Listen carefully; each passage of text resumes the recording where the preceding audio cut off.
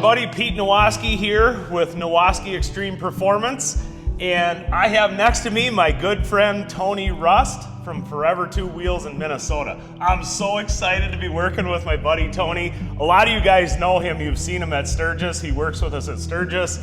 He's a certified Nowaskey dealer, his shop in Minnesota. So Tony came in today, well, he's gonna be here for a couple days to help with Fredo's custom bagger project. So this is a 2007 Road Glide that we picked up, and we are going to tear this thing down to the bare frame, and we are gonna trick it out with the best Nowaskey suspension components, chassis components, level 4 front end, swing arm suspension. We're gonna powder coat the frame. We're gonna wrap this thing. It's gonna be a crazy project. And I'm just super excited to get this thing going. And Tony is an expert, and we're just gonna crank this thing out. So as we get started with this video, we are going to scale this bike. As you can see, it's jacked up here, and we got some scales under there. You know, paying attention to the weight savings that we gain as we strip this down and make it into a performance bagger. All right, so I think we'll get started. So I'm gonna hold the bike, Tony, and I'm gonna have you let it down onto the scales. Ready? Yep, I'm ready when you are. Hey, what are we naming this project? It's all you. Alfredo? That's who it's for. What do we got there, Tony B? Well, we got a grand total of 816 pounds even. 816. So this is, for the most part, a completely stock 07 Road Glide, tour pack on it, and the original customer that we bought it from had these different handlebars on it, but basically that's what it is. So I should also mention, you guys, you see this stuff on the seat here. So we used this bike in a prior video to do installation on our gauge delete kit up here with our Coso gauge. So we went ahead and put the stock gauges and components on here. This weighs literally nothing. And so we just wanted to add this stuff on here so we had an accurate weight. This did have a cup holder that I already took off, so I don't know. We probably shouldn't count that in the overall weight.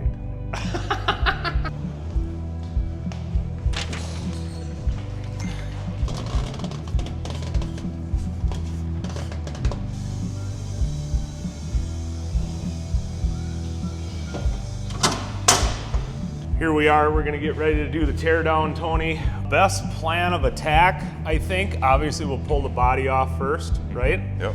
So, you wanna start on the front or the back? I'll start front. Okay, so we'll get the fairing pulled off, tank, right? You just start front fender, fairing, tank, work back to me. I'll start on saddlebags, tour pack fender, work towards you. We get it down to the frame, pull harness, and we'll go from there, all right? Sounds good.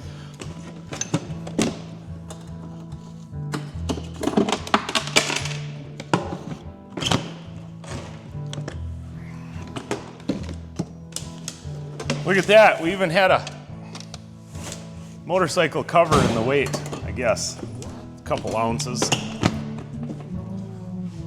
So, Fredo came to us wanting to do this motorcycle project, so we actually sourced this motorcycle for him.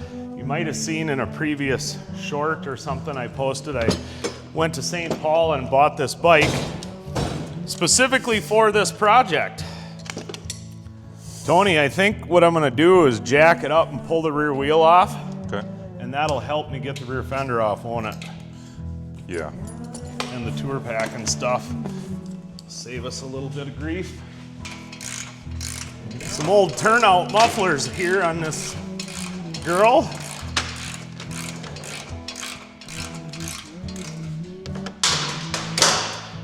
So, what usually helps these mufflers come off is if you kind of just push them and up, down, left, right. You see that? You kind of get that moving.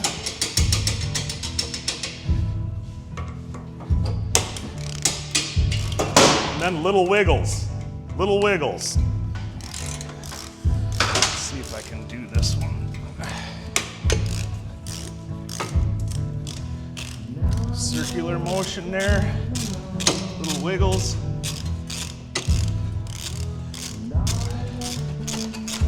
There we we go.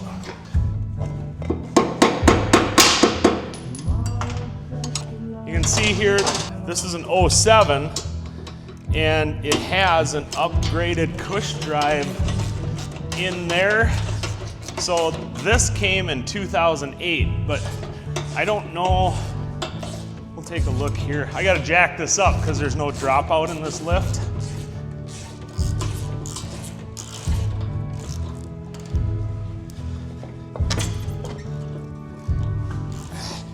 Let's take a look here.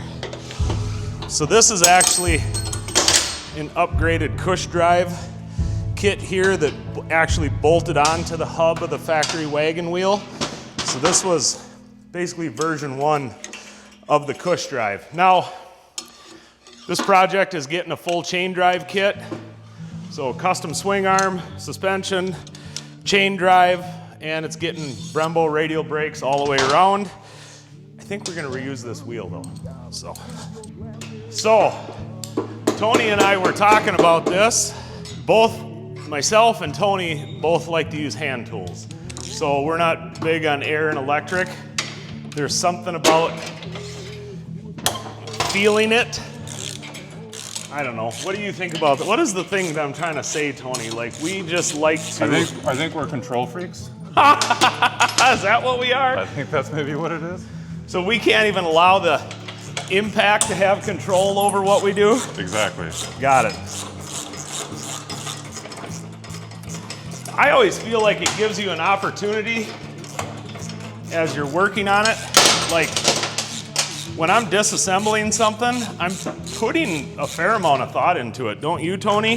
Like, yeah, and I mean, you don't know who worked on stuff before you, so if bolts were left loose and a gasket was leaking and you don't know why, and you come and take it apart and you find the bolt was loose, then that obviously paints a picture, but... And if you're using an impact, you might not have the same feel on that, right? Well, exactly. And then also, if there's a ton of Loctite on a bolt, sometimes you can strip the threads out of it if you don't heat it up and you hit it with an impact, right? Yeah, where it just zip the threads right out, right? Yep.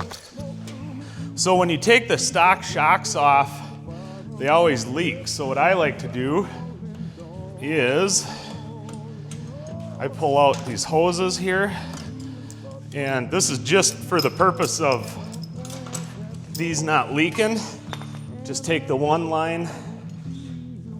I know this seems really obvious, right? There you go. Now they won't leak on the floor. So Tony had the hard job of getting those little Gingus's flip back in the front fender, so he's lagging behind a little bit right now. He'll catch up.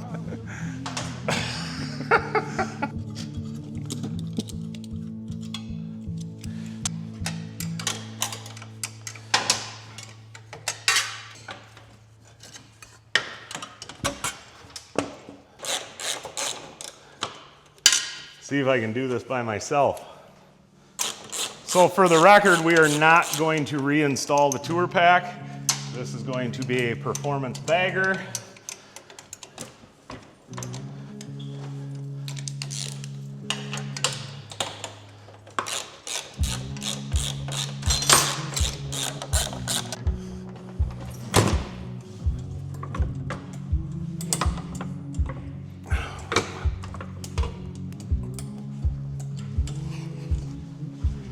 Are you a blonde engine guy or a black engine guy? I'm not a fan of the blonde.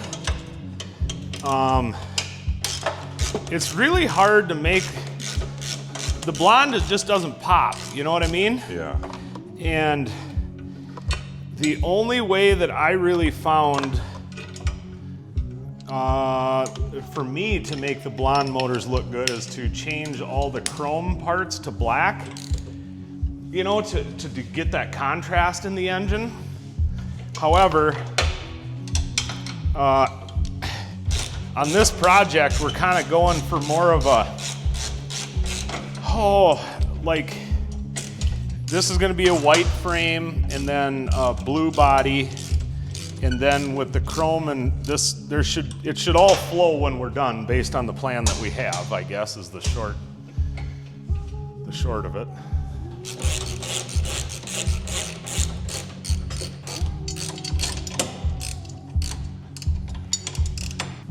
So you guys, I'll show you something here while Tony's up there working. So this is what I like to use, Schaefer's, what is it, Penetro 90 here. So this is just something that's worked for me for years as far as rusty fasteners and stuff. So anytime I'm doing teardown on a motorcycle, I spray this on the exhaust studs, the worm clamps for the heat shields, and any of the other clamps. So you never ever want to have a broken exhaust stud or a stud that backs out of the head. It's just, trust me, it's not something you want to deal with. I've been doing this a long time and I always dread it, which is why I take extra care. So while I'm getting ready, I just, oops, sorry Nick, spray this on everything, and we're doing a tear down, so we'll clean this up later. But all those little worm drive clamps are gonna come off easier, and them head bolts will come off easier. So you don't always have to take all the heat shields off. However, this is a full tear down, it's just simpler. I know we're not gonna reuse the exhaust. However, if we pull all the heat shields off, we can inspect that header pipe, and some of these older model baggers, the header pipe's cracking a couple places, so if this is still good, somebody can get some use out of it someday. Tony, we're gonna have this tore down by lunchtime. We'll be out having a steak. Huh? Tony like runs marathons and stuff, right? No, I used to. Oh, I'm sorry, I used to. I just try to stay relevant. All right, so if we can pull that 1/2 inch off of there, right? Can you spritz me? Spritz you? Right Yep. here. I gotcha. There you go. We got the whole thing loosened up here, so I'll hold it. There you go. How many of these have you seen tumbling down the highway? I don't know, not very many. Must you have? I've seen quite a bit, yeah.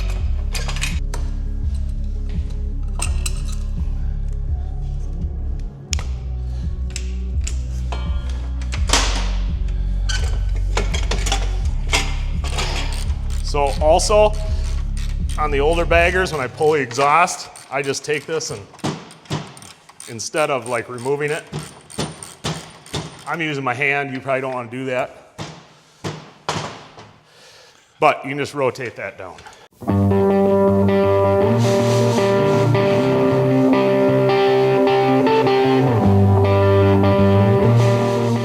Nick, you trying to hide my hose on me? You don't do the whole old school sucking. That's what I'm gonna do, Tony. Oh God. I don't know how to do it any other way.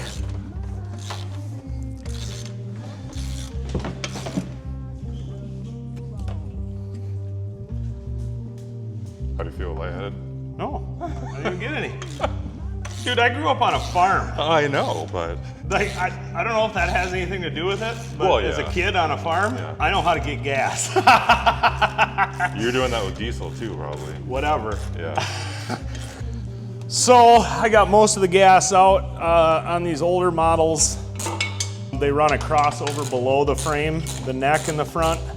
So here's the deal, no matter how much gas you get out, like you're still gonna make a little bit of a mess. It's kind of just, you're getting the gas out so the tank's not as heavy. You're still gonna make a mess. It's just inevitable. So I use this little pick. This is like my one for doing Oetiker clamps. So you just get in here and you just kind of wiggle that and twist that and you open that up. You see, you can disengage it and pull it right off. Whenever you're ready. Yep, go ahead, ready. And I'm gonna plug it with my fingers. Okay, ready, go. Yep, perfect. There you go, Tony. Look at that. Very little, well, there's actually gas splattered all over there. Tony, you committed to the fairing, so I'm gonna hold you to that. Do we need to lower it down? Or do you want to use that little step stool?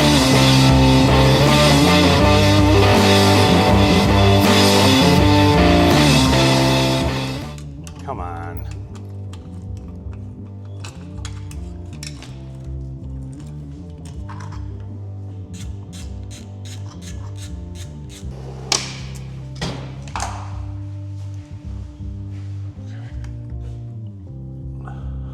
Now, before I pull that off, so here's a little trick. There's this little electric brake button in here that when you're taking the master cylinder or the throttle cables on and off, that thing can break. So you just poke this in a little and you take something here. I have a Bamco keychain, and you just put a little pressure on there, and that deactivates the lever to the button, so you have less chance of breaking it when you get it apart.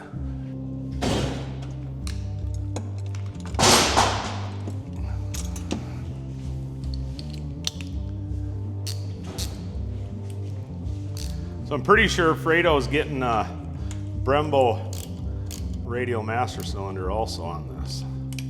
As you should. Stopping like a champ. Right.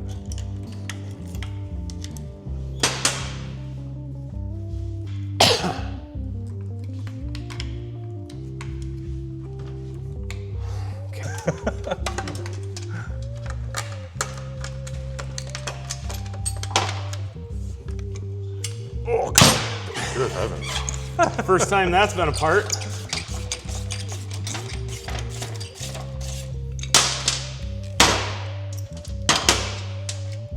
Save all that stuff, right? Is that for, yes, it goes here.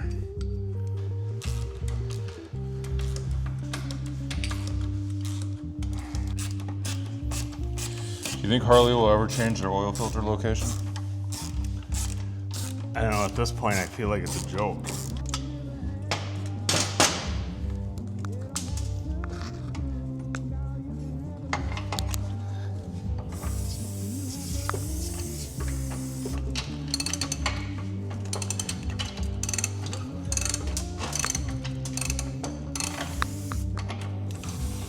Oh! Whoops. You see that?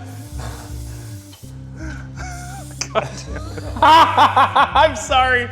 I didn't mean that, Tony. Tony, go get the air hose and blow yourself off. If I wasn't clean before, I'm clean now.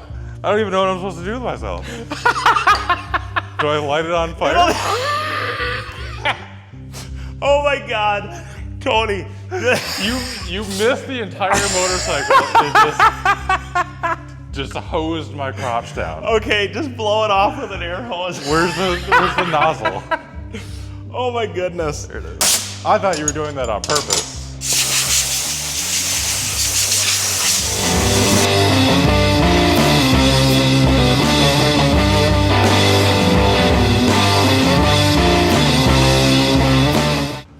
All right, Tony, I'm gonna get the fluids draining, or how do we want to do this? Do you want to do? You do the engine or the tranny over there, and I'll grab the You want to start pulling the primary apart? primary on the side. Yep. Once you hand me the tool when you're done, or I'll do the engine. I got that.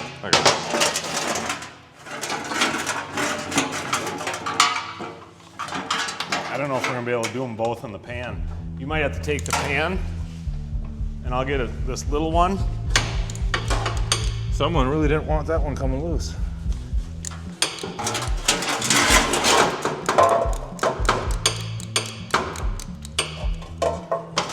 Hey, look at that. The fluid looks good. So the gentleman had it serviced, it looks like pretty well. The tranny fluid never looks as bad as everything else. So there's something to talk about. The transmission fluid, there's no combustion happening back there. There's no clutch plates back there or anything. So your transmission fluid tends to usually look clean when it comes out, but you just need to look for metallics in it. Whereas you can see that the engine oil has more of a dirty look to it, and the primary oil will as well because of the fiber plates in there. You're also a proponent of running a dedicated transmission fluid, correct? Versus running like a all-in-one oil system? Yeah, right. So you're right, Tony. I'm not a fan of one fluid works in every hole. The engine, you know, on anything pre-2000, you don't want to run synthetic in the engine because the gaskets and the tolerances weren't designed to run synthetic, so you end up with leaks. Right. But your transmission, you know, there's other, that Bell Ray, what is that, 85-140? You got the 85-140, there's the 75-140, there's the 80-90. But those all help shifting and reduce noise in the transmission. Your primary, the sole purpose of the fluid in the primary is to lubricate the chain. Right. Right? I mean, you used to have dry clutches and all that stuff, right? But because you wanted to bring the noise down and you didn't want the dirty clutch dust, then we ran oil in there to lubricate the chain, because otherwise it would have been a belt, right? Yep. Or didn't they have drip systems in them? Yeah. That was for the final drive. For the final drive. But anyway. The oil regulator. Yeah. So anyways, yeah, so that oil in the primary. So we typically like to run standard fluids in the primary and a synthetic in the engine and whatever in the tranny, right? I just tell my customers if they gave you a dedicated compartment, use a dedicated fluid. Good way to say it, Tony. Well, I'm gonna start popping this primary cover off then. Get her done. What are your thoughts on the easy pull mechanisms? You know, Tony, the mechanical ones help, but they're finicky. They can be very finicky to adjust. Right. So like your window of opportunity for adjustment is really narrow. So if you're gonna use it, you gotta spend a little extra minute, right? Making sure that is right. And even when you set it, you're probably gonna have to ride it and reset it, right? Yeah. So like if you get a customer that comes in and they got arthritis, let's say, and they want to make it an easier pull. So instead of running like a easy pull ramp mechanism, like you were saying, where there's such a narrow window of opportunity there to function correctly. Yeah. Do you do something different, like a lighter diaphragm spring in the clutch instead, or go to a hydraulic clutch? Yeah, the hydraulics pull better. But what about the AIM clutch weights? So that's actually, if you get the light one, it actually makes the pull easier, but you don't have some of the negative lockup effects of it with some of the heavy ones, right? Yep. And for just the average guy that wants lever pull, that's a good option. That's exactly what I do. I usually run the lightweight diaphragm spring. Yep. And then to compensate for the reduced torque on, or a spring load on the clutch pack, I do the AIM variable pressure. And you do the low, because there's 3 versions of that. So you do the low one? Depending on the engine. Depending on the engine, yeah. If it's a stock engine, then I just do the low one. Yeah. Yeah, absolutely, right? It depends on horsepower. Just won't let go my... Is this camera, Nick, gonna go flying?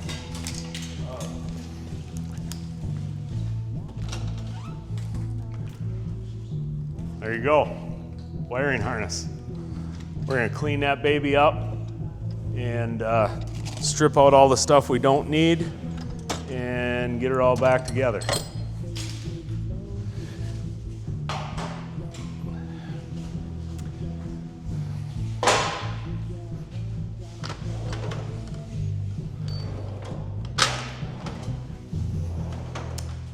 All right, here.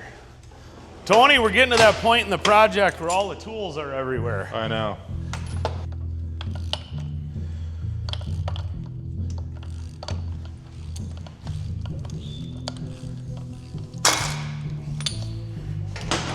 So the pan, that little pan is where I usually start putting all these bolts in, right?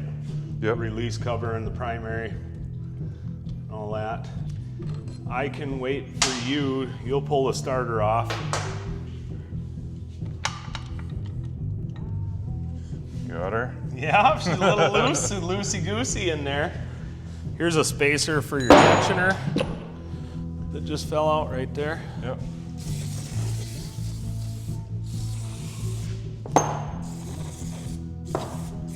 The other one's probably in the drain pan. Well, there you go. I'm gonna get out of your way. That's your job, not mine. Found it. Okay.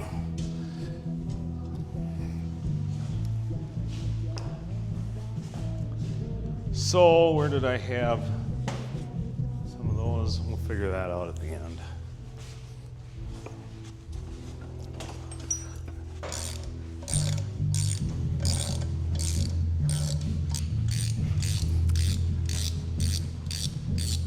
Until we're at that point, I guess. Okay.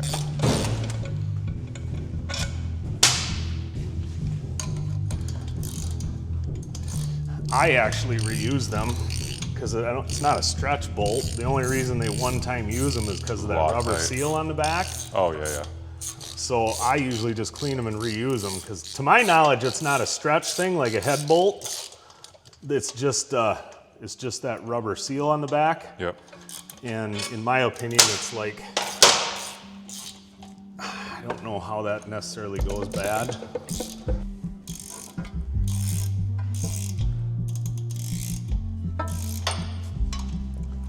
Tony, this may or may not be a good idea, but I'm gonna have this almost completely loose. Yeah, we're gonna wanna bust the tranny bolts first. I'll get this bolt out and then I'll pull the tranny out the back. Yep.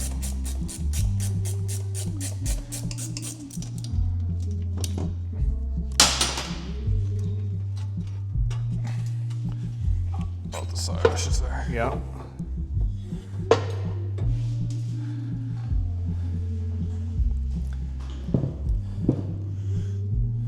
So, do you want to hug the motor? Probably on that side, so I'm gonna get the sprocket shaft in my belly. Tell me when you got it. Got her.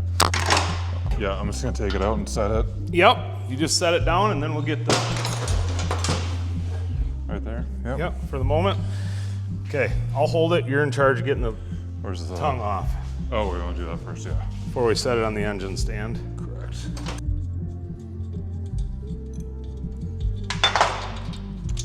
Yep. Okay.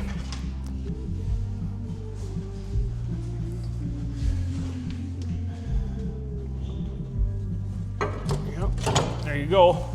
Slide it towards you. There you go. There, will this let her sit, huh? Yep. Look at that. Pop the motor mount out. Yep, That's let's get the obviously, motor mount out. Tony, pull these rubber ginguses out. Grommets. Grommets? Ginguses? You know what I mean. I don't know if I do know what you mean there. You know what? We have a drain plug we didn't put in that. That goes That's for the the primary. primary. Yep. The dingus? Gingus. Those are the grommets up there. I don't know what Pete's word for them. I know what a gingus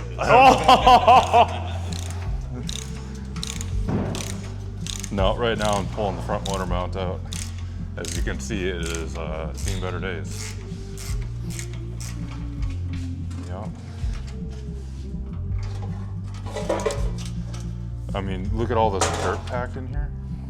Obviously, the motor mount has to, have some flex to and give to it. When all that crud is just packed in the mount, it doesn't make the mount function the way it should, and then you get a lot more energy transfer throughout the powertrain, throughout the frame back to you, and you feel that vibration. So.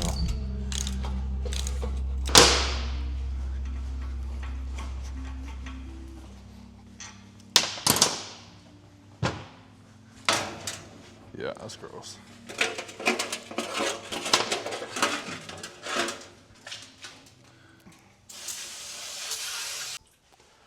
You might see that I'm using these yellow detail rags. So we use them to detail bikes until they're dirty, and then we turn them into grease rags.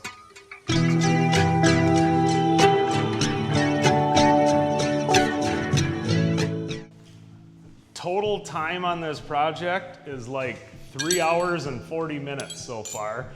And I know we've taken at least 20 or so minutes of break for Nick to upload footage.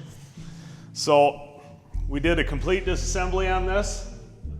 We did a good job, Tony. We weren't hasty about it. we're Efficient. and stayed on it. So this is actually the easy part, really, if you think about it.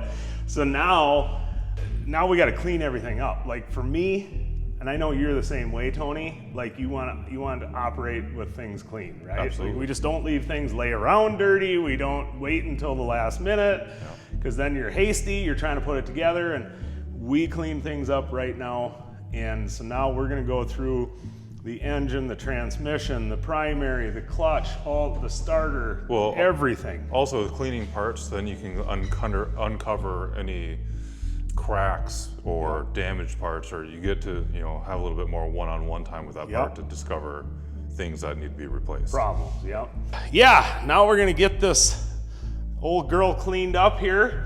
So the frame is going to sandblast and powder coat, but Tony and I just talked about it. We always want to prep everything ahead of time. We want this frame clean before it goes there. Yes, I know he's going to sandblast it. Yes, I understand, but we still want to get the grease and grime off and make it easy on them, right? So, and then they're not blowing stuff in places and blah, blah, blah. Yeah. So, and like you said, with the sandblast process, obviously sand's going to accumulate on oily stuff, oily parts.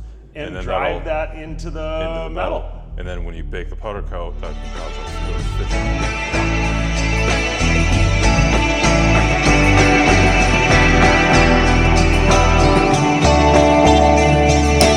So Rhett is one thing that we do is we like to put a solid back plate in here. It just looks really nice, especially with a coated frame.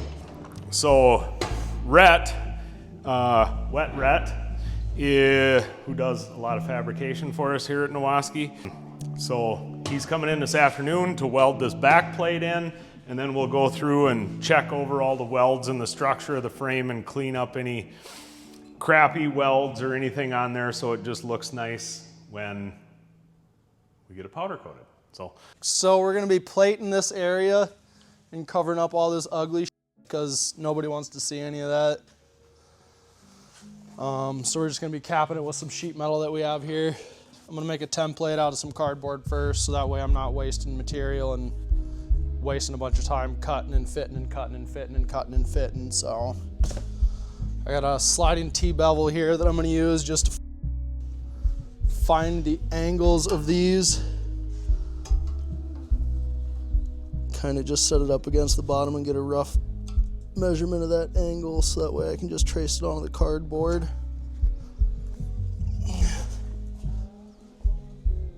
Also get the height of this here. And then the top was 7 1/4. So I have the center marked, and from the center I need to measure out half of 7 1/4 both ways. Several feet by several feet.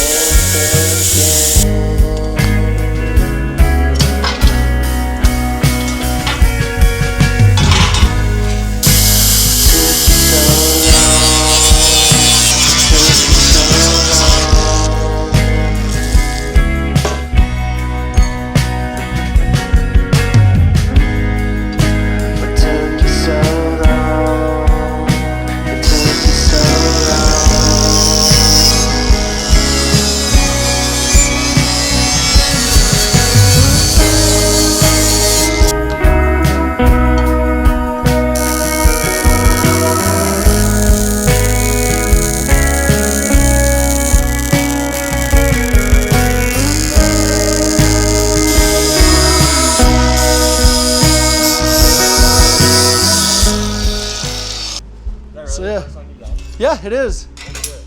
Thanks, dog. There's some dents in the neck of this bike from the fairing stay that I guess we need to try to get straightened out a little bit here before we send this frame to powder. So I'm just kind of getting it somewhat jigged up to where I can put a punch through this other hole and maybe drive her home.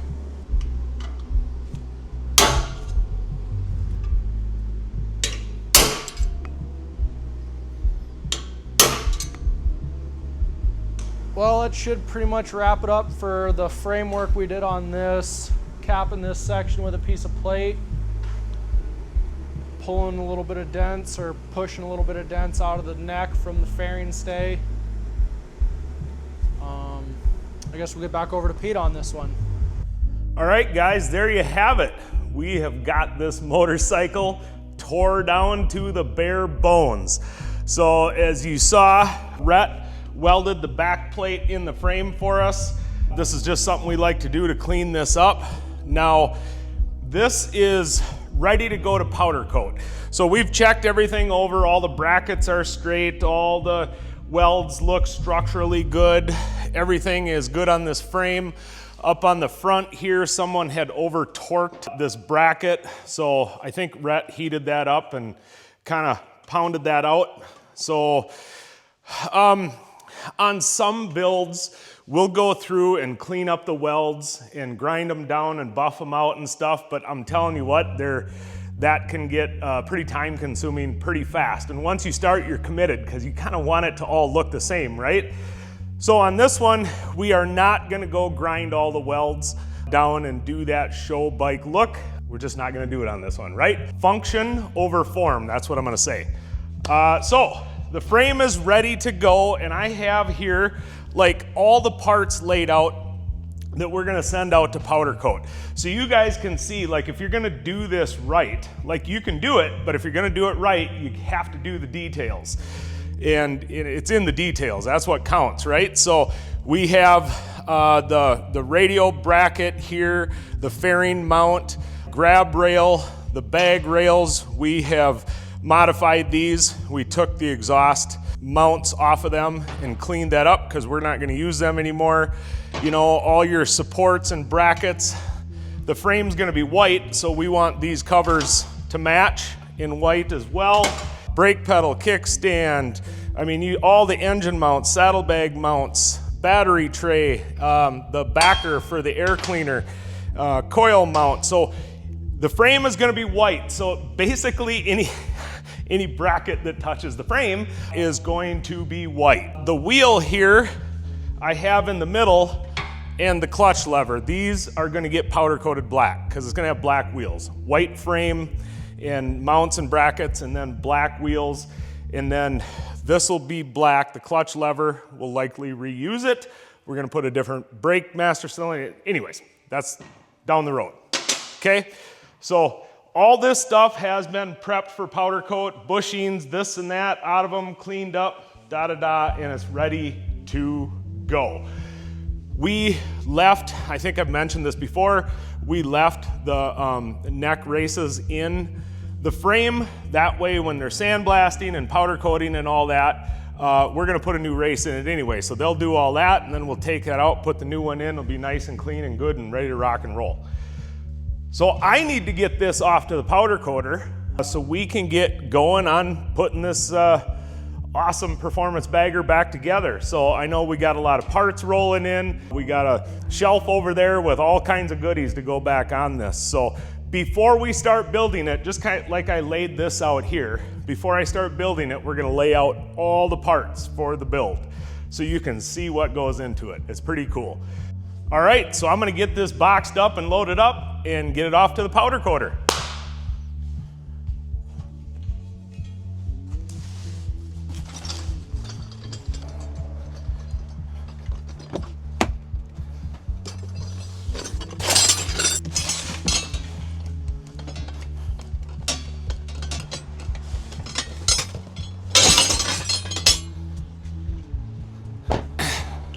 Now, when I pick it up, I'll definitely put a moving blanket down in the bed, but this is gonna get blasted anyway, so we're not worried.